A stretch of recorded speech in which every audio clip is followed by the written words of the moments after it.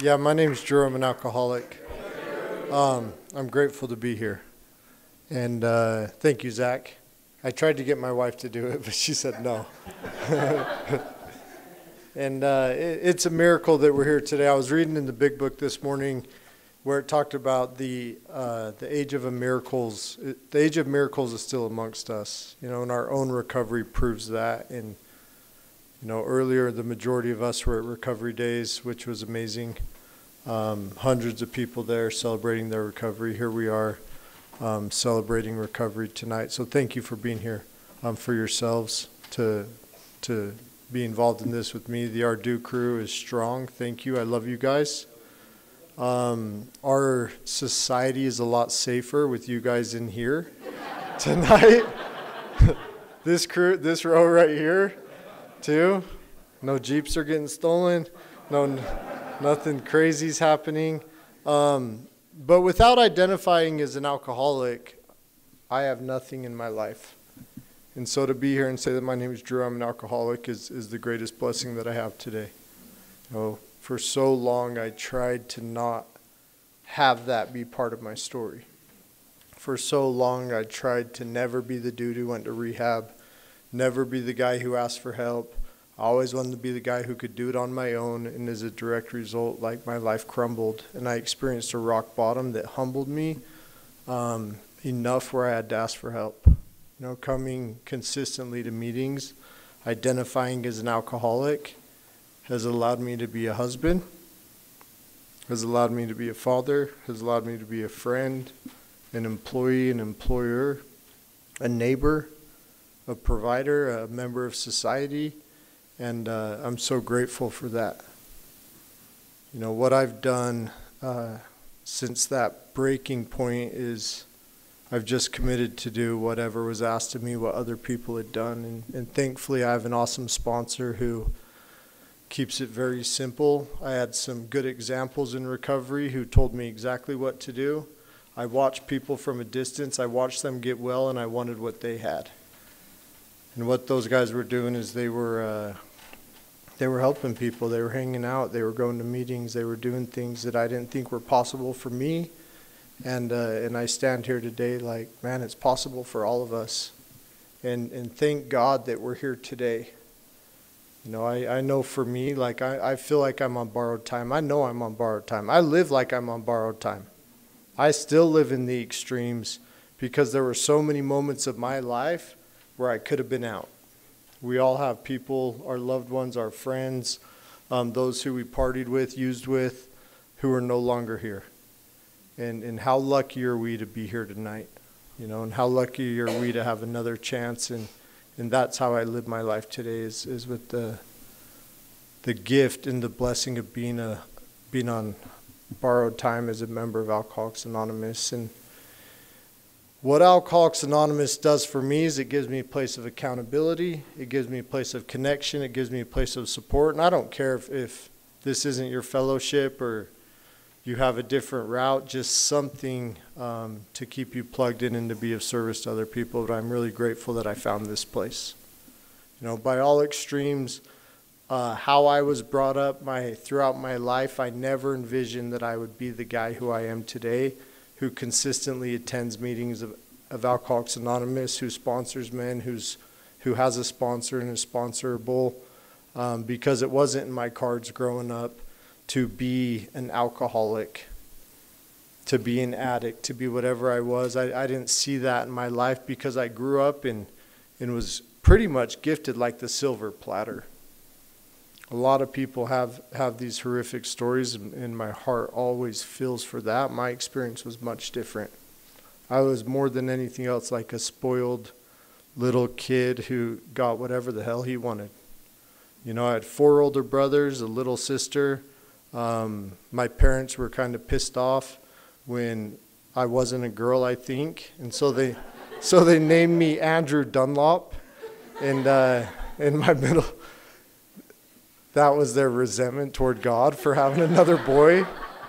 And so what they did with that is they kind of stopped caring about what happened. There were very little rules. There was very few things going on, and I was pretty free as a kid. And I had the go-karts, I had the toys, I played the sports, and everything was awesome. Like, growing up in the family I grew up in, I had all the opportunity in the world, and then there was an incident in my life where everything flipped. You know, we would read scriptures in the morning, we'd pray in the morning, we'd pray at night as a family, we'd eat dinner together, we're always together. And one day our family gathered us, my parents gathered us, and they said, your brother's going to Arizona. He needs some help, and so he's not going to be around for a while. And I was about 8 years old. Said, your brother's going to Arizona, and me and my little sister were confused, and we were crying, and everybody was kind of sitting there wondering what was going on. And you know, the weeks following that, my brother leaving to Arizona, I found out that he was using drugs, and he was smoking, is what they'd say. And so at a young age, I decided I was going to party like my brother, and it was dumb. And I partied dumb. I still live dumb. I've always kind of done dumb things to the extreme, and that's how I was as a kid. Like, at 8 years old, I said I was going to party. And so in 5th grade, when Dare to Not Do Drugs came to the school, I fake signed my name to the balloon that they send in heaven, because in 5th grade, I knew that I was going to party, whatever that meant. And it was dumb. And I didn't know why I did it, but I felt like in my family unit, John, or my oldest brother, went to treatment. My next brother I thought was pretty clean. My other brother was kind of crazy, super crazy. My next brother was the best, and then there was me, and then there was my little sister. So in my head, it skipped. Every other person was going to party. And so I committed to do that at a very young age, not knowing what that meant. And my first experience with drinking alcohol was so dumb. It was dumb. It was after 9th grade. 4 friends, the one who weighed 300 pounds in 9th grade brought over a 24-pack of Keystone Light. And we're in my friend Cam's basement. We'd been talking about this time. I'd been thinking about this time for so many years. And, you know, the Keystone Lights show up. The parents are out of town. The cool older sisters are there. And we started drinking in the basement. And we finished a 24-pack of Keystone Light, and we called up my friend's brother and asked if they could bring over some more alcohol. So they brought over some vodka. And in that night, so dumb. I broke up with a girl who wasn't my girlfriend. I tell that story and I think how crazy it is, but then I think, like, man, what was she doing? How crazy was she? Because we laid in a bed listening to Boys to Men, and I cried, and I'm pretty sure she cried. Neil knows about Boys to Men. We listened to Boys to Men. I cried, and then all of a sudden it flipped like, dude, go out. So we went out on the golf course, and I rolled around in the sand pit, and we came back in. And I woke up the next morning, and I had pineapple pizza throw up all on the couch. I still love pineapple pizza, but on one side of the room there was pineapple pizza, and on the other side of the room there was pineapple pizza, and I was the only one who threw up. And it was dumb, and I didn't feel good. And the next morning, I went up into the kitchen and I found the vodka, and I had a little bit more because I'd committed to that lifestyle for I don't know why. You know, I don't know why I'd committed to the partying lifestyle at a young age. There was no reason for me to do it really, but that's what I decided to do at a young age. And so every day thereafter. It was always putting something in my body to help me and make me feel different, whatever it was. And I was dumb. Like I said, I didn't care. My friend would say, hey, my dad has these in his medicine cabinet, and do you want some? Yeah, for sure, I want some. I never said no. I hear that if you go to, you know, that cough syrup stuff people take, if you drink all of that, It'll make you feel weird. It's like, for sure, let's go get it. Let's get 2 of them. My buddy's dad was a pharmacist, and so he'd show up to school and he'd have anything. Right? And I'd never questioned what it was, I just took it. And that's what I'd committed to do because I was going to party. And that partying led me to make some stupid decisions. I ran over a dude. He didn't go under the car, he went over the car before my junior year of high school. And I was on house arrest my junior year of high school, and that time was really sucky.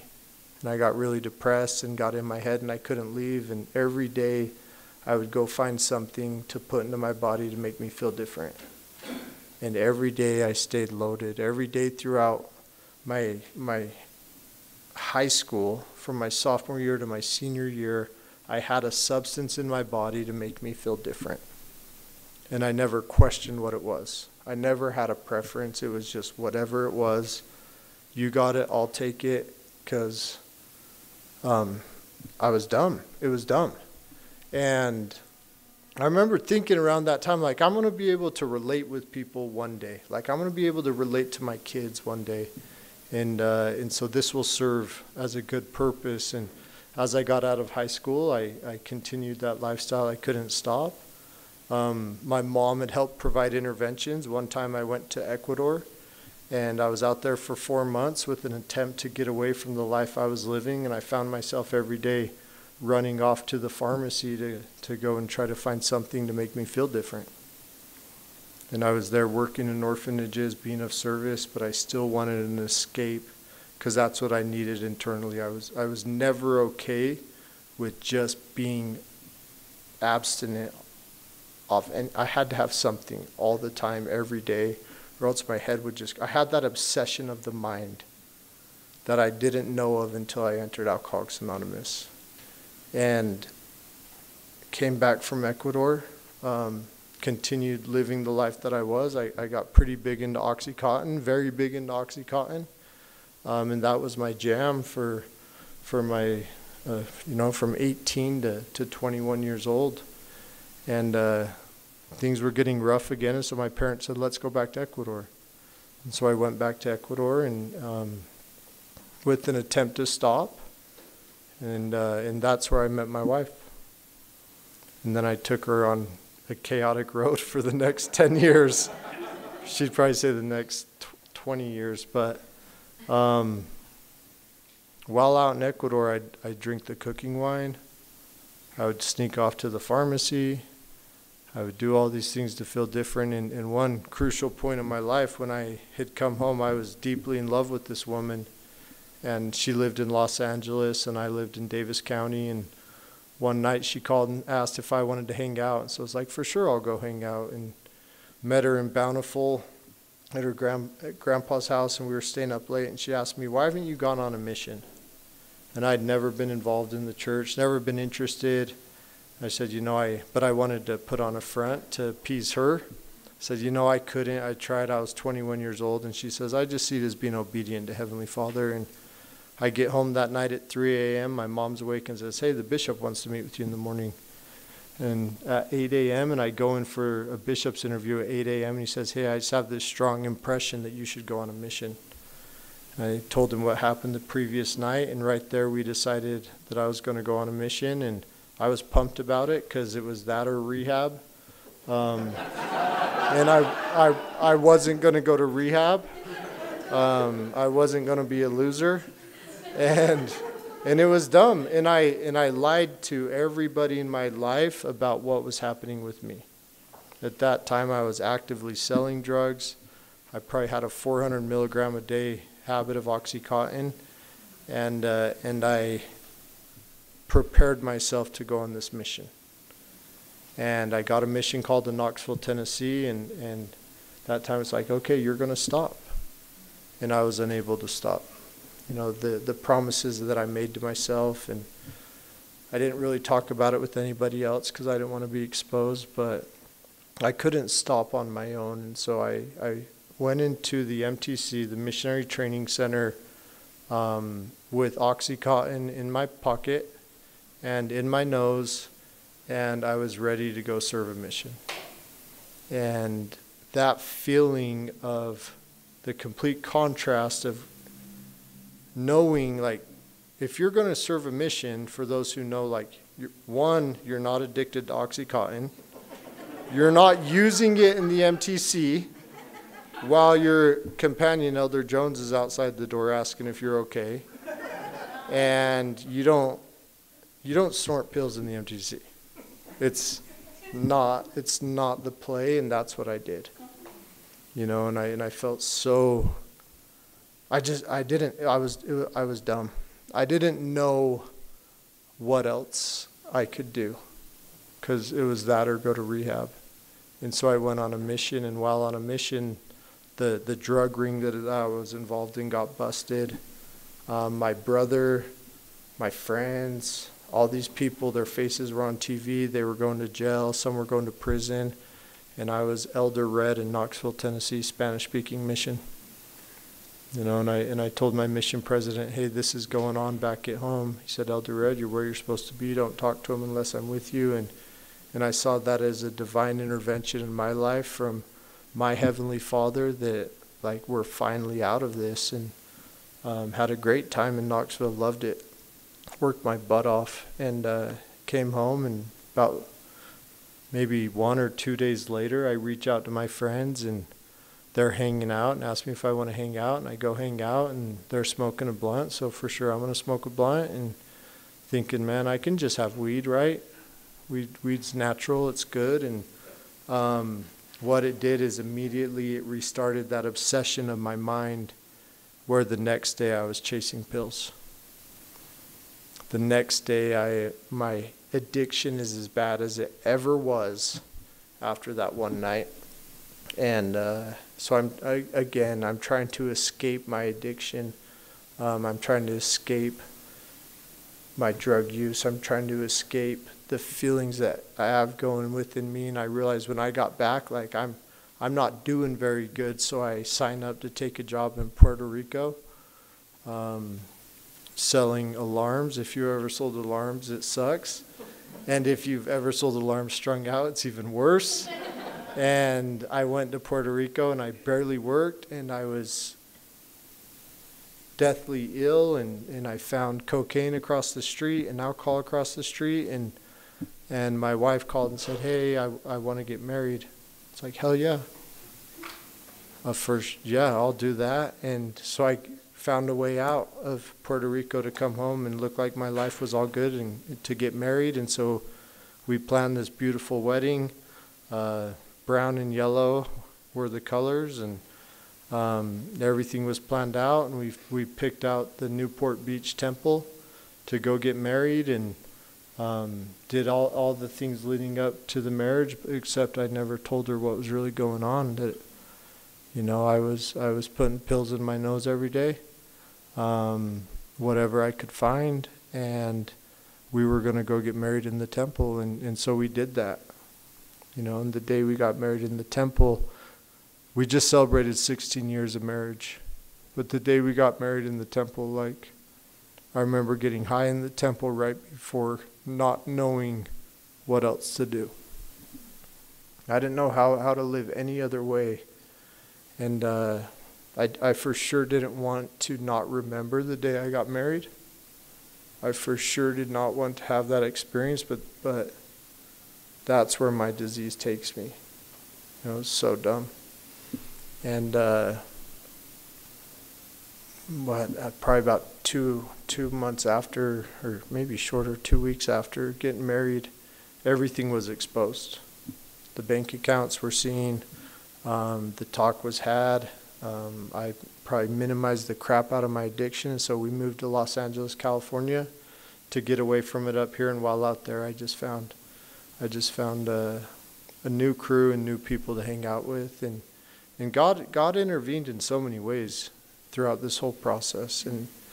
And despite myself, like, I was on a path of self-destruction the entire time, and everything that played out, like, I feel like I'm the luckiest guy in the world how it happened. I have a daughter that was born in 2008. And I remember thinking, man, this is going to be it. Like, I'm going to be able to stop getting high and stop using. And my wife won't take any of the pain pills while in the hospital because she knows of my addiction. And so I go and find the nurse and the doctor after she gives birth, and she's refusing the pain pills and saying, hey, she's hurting really bad. She wants those. And so they write a prescription, give it to me, and I fill it without her knowing. And I did that with every daughter that we had. We have 3 daughters. Every kid that we had, it was, she's hurting, she wants the pain pills. She wouldn't take them because of my addiction, and I'd go and fill them. And I'd take them. And, you know, life got really dark for me. The journey got really dark. The fun ran out. You know, I went and got a bachelor's degree somehow throughout all of this. Couldn't get a job, wasn't employable, was a non-existent husband, father. I stayed numb. I started taking sleep meds, which people take. It's the worst drug on the planet, Ambien, I think, one of them. But I would take that for breakfast to go to work. We call it as at our do. If you're a staff, you've seen it. If you're a client, you haven't, but now you know. And when somebody comes in and they test positive for everything, it's like a Xanadu. They got the Xanadu. And that was my goal every day, was to Xanadu. Like, I wanted out of life, and I took all of the actions to try to get there. And you know, my journey got really dark. Marriage is terrible. I have 3 daughters. I've totaled 2 cars. I've wrecked the scooter. I can't provide for them. I can't provide for me. Got fired from a job. And every day, just the thoughts in my head are like, dude, just get out. Get out of life. And so every morning, every time I'd shower, every day, I would try to get out of life through the Xanadu that I was taking, and then I'd have this obsession about just crashing and dying and just being done.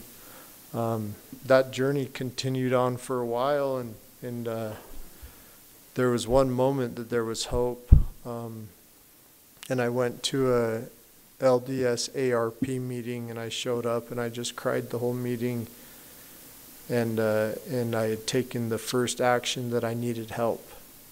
And I called my friend Jameson and told him. He says, why don't you go to Alcoholics Anonymous, you know? And that's where I find a better community of people. And I told him that I wasn't that bad, and I wasn't to be a part of that community. And I was just going to do the ARP thing. But I would go there high whenever I'd go, and I'd lie and say that I worked the 5th step. And I talked with my bishop, and I did these things that I never did. But I found that, like, for me, once I had that little bit of hope and I didn't take action on it, things got worse quick.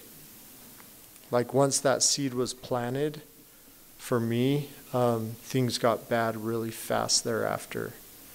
And in July of 2013, was the darkest time of my life, where all my family members had come into town. We were planning this awesome vacation at my grandma's cabin up in Sundance, and I remember maybe 15 minutes of that vacation. I remember my wife not being happy with me, my mom not being happy with me, my daughters crying, and I totally failed, you know. And we had been in the car. And I know I drove my own car up there. My wife reminded me, I didn't remember it very well, but we had gone out, and I was going to crash my car into this rock. And that's what I had obsessed about the whole time. And I remember leaving, or one time going down Sundance and wanting to hit this rock. And my daughter was in the car. And that's what the decision that I had made, is my only way out, was in that moment, because I couldn't face the music after this weekend. And for some reason there was an intervention. A car was coming up and I made it home, and in the moment that I got back to our apartment in Orem is when I asked for help for the first time in my life. July of 2013 when the circus was over, and what I did at that time is I just called two of my buddies who were active in Alcoholics Anonymous, who I saw their lives through Facebook, and they were going on hikes, and they had friends, and they were playing golf. And when I'd seen them maybe 3 years earlier, I had asked them if they wanted some of the stuff that I had, and they said no, which was weird. And so I reached out to them, and they told me exactly what to do, and I went up and I met them and proceeded to call everybody who I thought would help me and come up with over $16,000 so that I could check myself into treatment. And on July 19th of 2013, I went into treatment, and I was so thankful for that. And that night they took us to a meeting of Alcoholics Anonymous, and this dude named Fred, very start of the meeting, he stood up and he turned around, looked at our group, stared me directly in the eyes, and he says, "You don't have to drink again if you don't want to."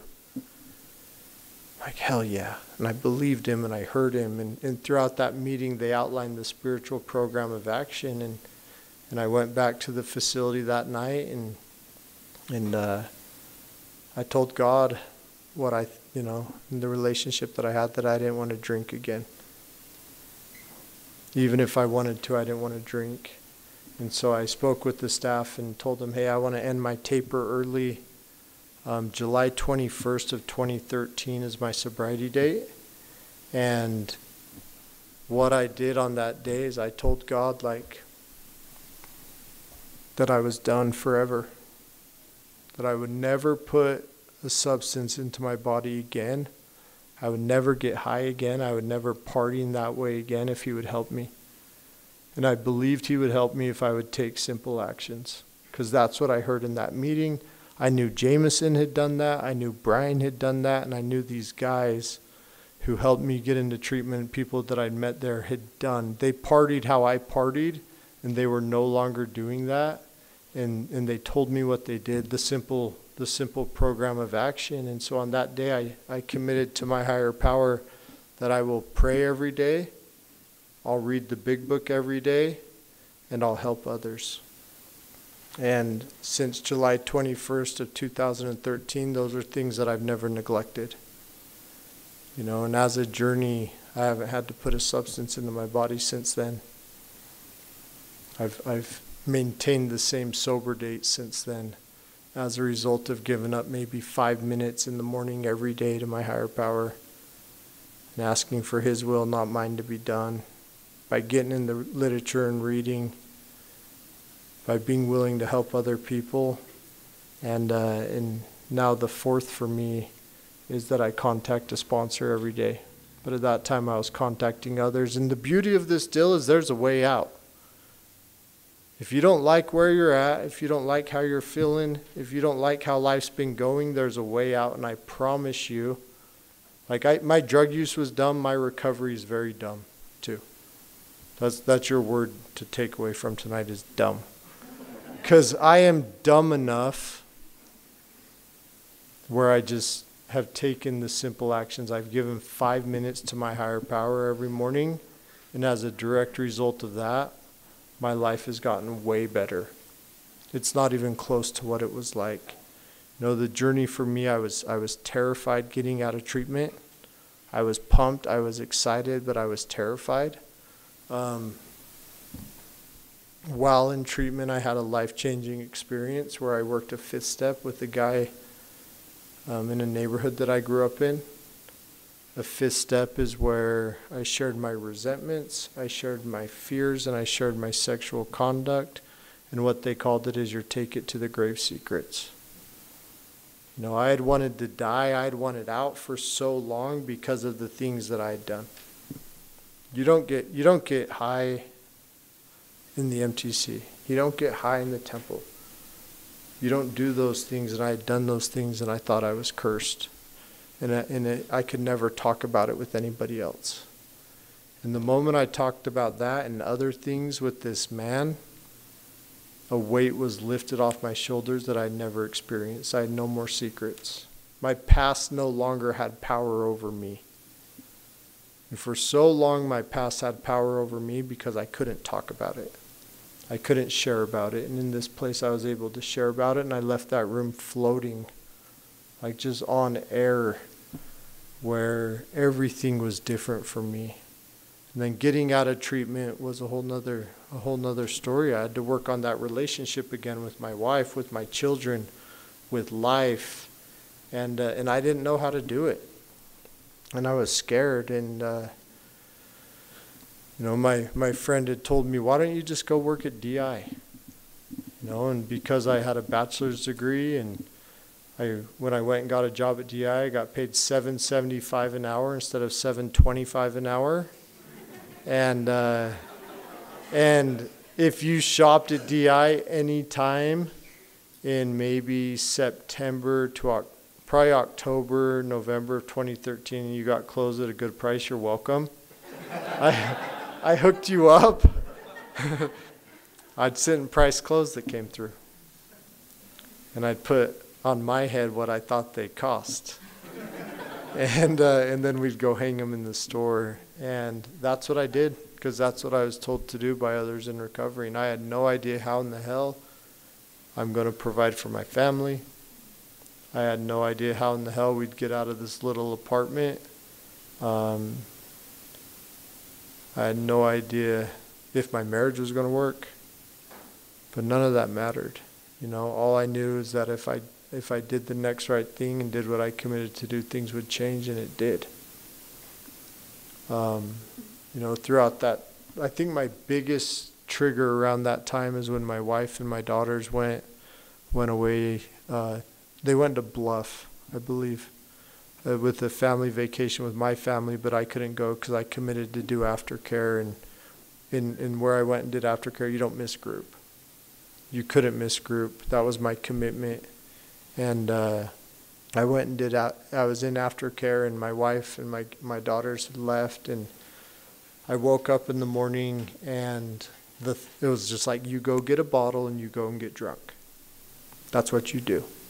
Your kids are gone, your wife's gone, and it was such a strong feeling because I'd done it so many times, and I fought with that for maybe a minute or two, and then it clicked in my head like, dude, you already told God you were done using, and that you were going to ask for spiritual help every day. And so I hit my knees and I prayed. I read the big book, and I called somebody else and told about it, and that craving immediately went away. It was the first time in my life that thought had come into my head, like, you go and get drunk or you go and get high, and I didn't do it. And it was like, dude, I had already made that decision. I haven't had to make that decision since that first day if I was going to drink or drug again. I let God know I was done. If he would do his part, I would do my part. And all my part is doing the simple things that the book outlines, and giving up those 5 minutes every day. My journey in recovery has been fun. After DI, I was suggested to go work at a call center. I went and worked at a call center, which I never wanted to do. I joined a home group with Bear, with a lot of the guys in the room who come to our Saturday morning, my Saturday morning home group, which is here. And a lot of you are in that, and I love you. And it's the best meeting I've ever been to. But throughout that first year of sobriety, you guys, it was so weird and it was so gross, and the only place that I felt safe was at a meeting of Alcoholics Anonymous. So I went to a meeting every year for the first year. Some people will suggest 90-90, and I had to do that for my aftercare, so I went and did that. But because it was working, I continued to do it. So for an entire year, I went to a meeting every day. Most days I went to 2, because that's where I found a lot of peace. And as a result of this deal, things started changing. I was doing great at work. My relationship with my wife and my daughters was improving. I was showing up. I had a meetings that I attend. I had a home group. I was being of service, and I showed up to a sober softball game after feeling a shift, like maybe something's different. Like I learned in the Big Book of Alcoholics Anonymous to never pray for my selfish needs, but pray if there's an opportunity to be of service, to help others. Pray for those opportunities. And so I'd said a prayer much like that. I felt a shift in my career. I felt a shift in everything. I was even applying for jobs to do pharmaceutical sales and medical equipment sales and these positions that paid really well. And so I turned it over to my higher power at the time, and I said, I feel a shift coming on with employment. If it's your will and there's some place I could be, I'm willing to do that. And as I was putting in resume, I showed up to sober softball that weekend, and my buddy said, hey, man, I'm so glad you're here. And your name's come up to be a case manager at the outpatient program. You know, it's a really good job. It pays $12 an hour. You'll start part-time. And you'd be awesome for it, right? And I was dumb. I went home and talked with my wife about it, and I prayed about it, and it felt right. And leaving a job that paid a lot more to go do something that felt right made 0 sense. You know, and during that time, we're living in this apartment in Orem. I still feel like a failure of a dad. My kids are cooped up. They don't have a place to play. They can't go outside. I take this job. My wife gets presented to do a job which she can accommodate with her schedule. And around that time, we find a house in Provo that has a backyard and a fence that we're able to afford somehow. And that's all I ever wanted, was like a place for my kids to play as a dad, and to be out of an apartment setting where would always have to worry about the noise. And somehow taking this $12 an hour part-time job, God had provided this opportunity to better provide for the family. And most of you guys know what I do. You know, most of you guys know what I do for my career, and that job that I took at that time that I didn't want to do has led me to where I'm at today, being willing and able to listen to my higher power. You know, throughout that journey, I've had to clean up a lot of wreckage. You know, every day is an amends that I need to make to my family. Like, I'm indebted.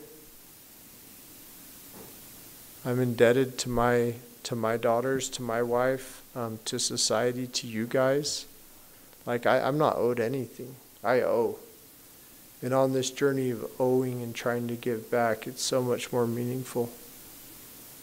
I'm really fortunate and blessed to have a wife who practices her own recovery. You know, while I was in treatment, she was willing to go to family group and go to Al-Anon. And as a result of that, somehow we're able to stay together in a marriage.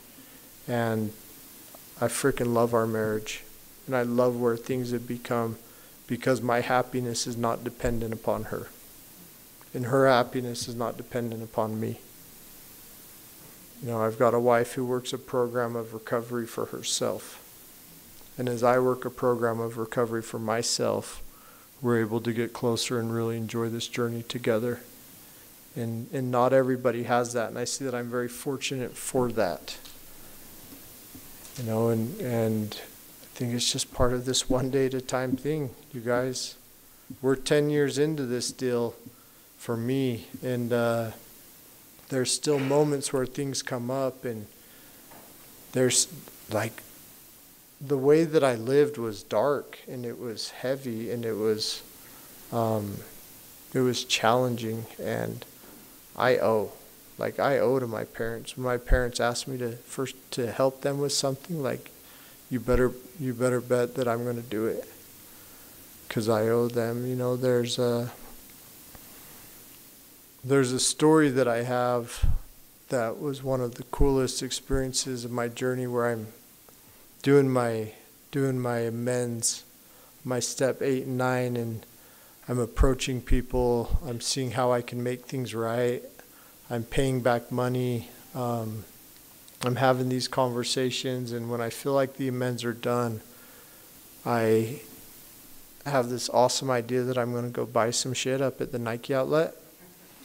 And so I get in my house to drive up to the Nike outlet, and while I'm driving on the freeway, this thought out of nowhere, it was never written down on any amends list. It says, that money's not yours. You need to go to Macy's and give that money to Macy's for the t-shirt that you stole while in high school.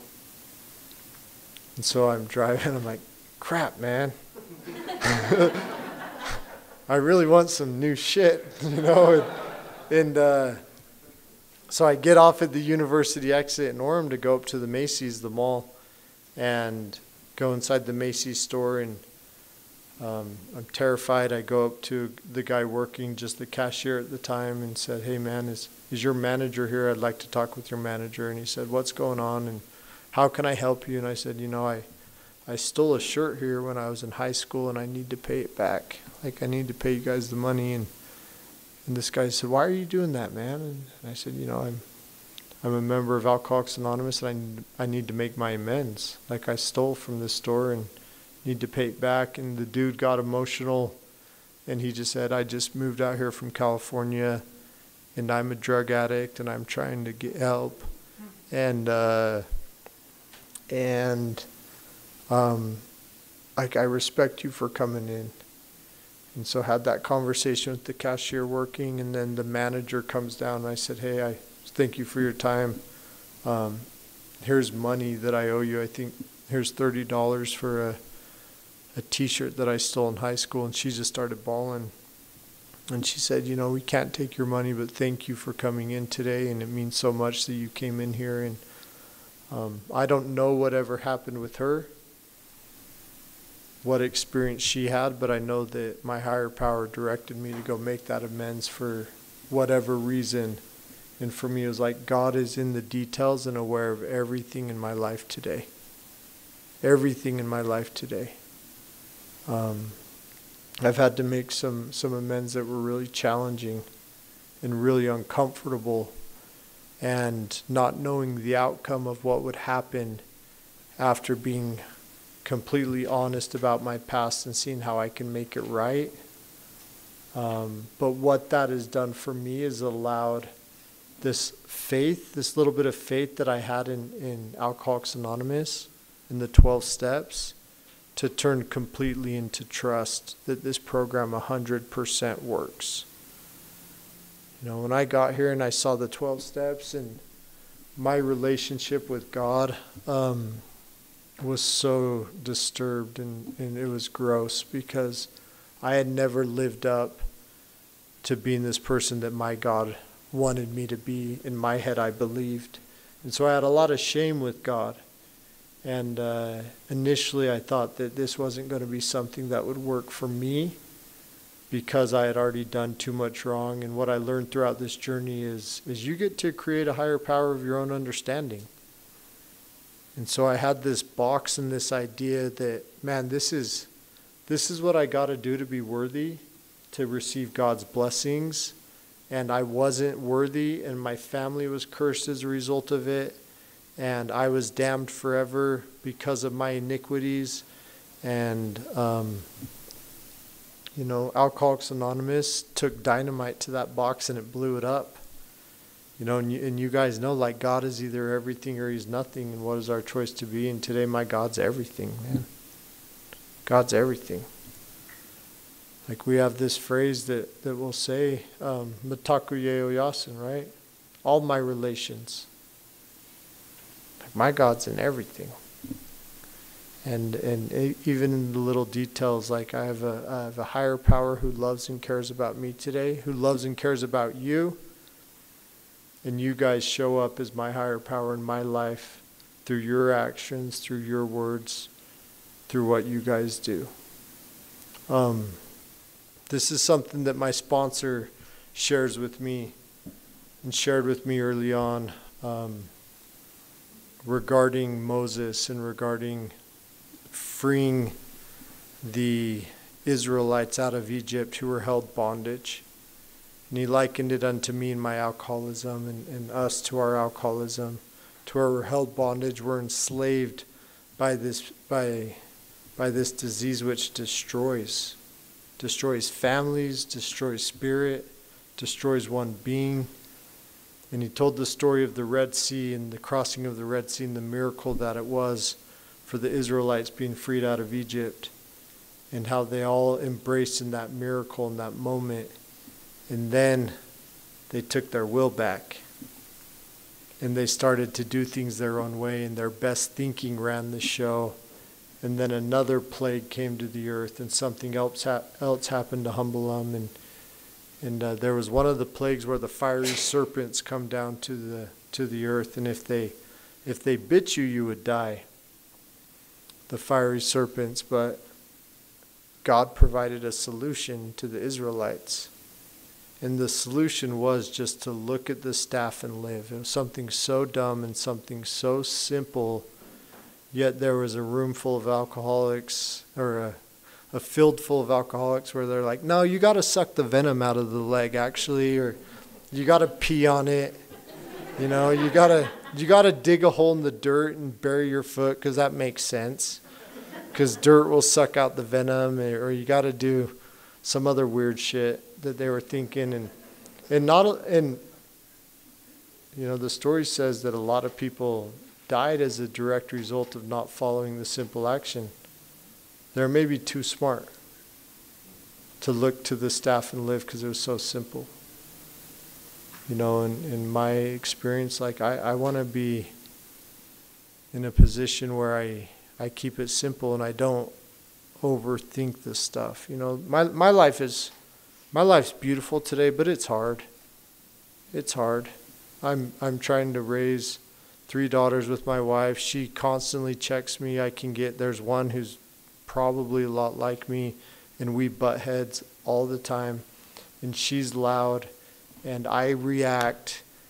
And I've done things, I've said things that I don't feel good about in my recovery recently this past week. But the one thing that we do in our household is we make it right before we go to bed.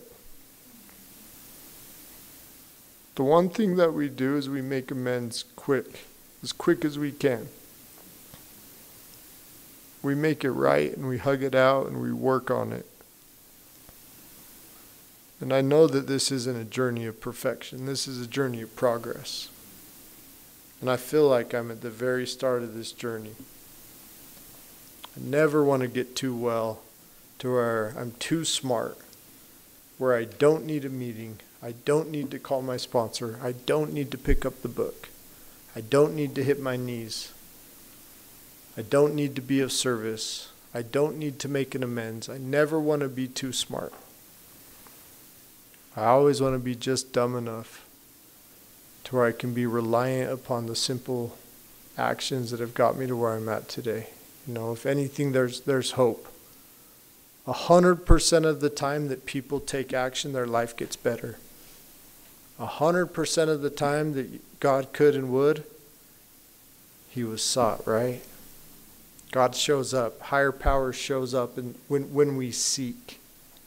I've only seen that with everybody in my life who's taken the action. Their lives have gotten way better. Their perspective on life, their spirits come home, and they've been able to find purpose in life. You know, prior to this journey, I didn't have purpose in life. I had purpose for death. That's the journey that I was on. That's what I was after. Man, today if death comes, like, I'm at peace. Like I've lived a good life because of Alcoholics Anonymous. If there's anything that I can do for anybody, I'd love to help. That's all I got. Thank you.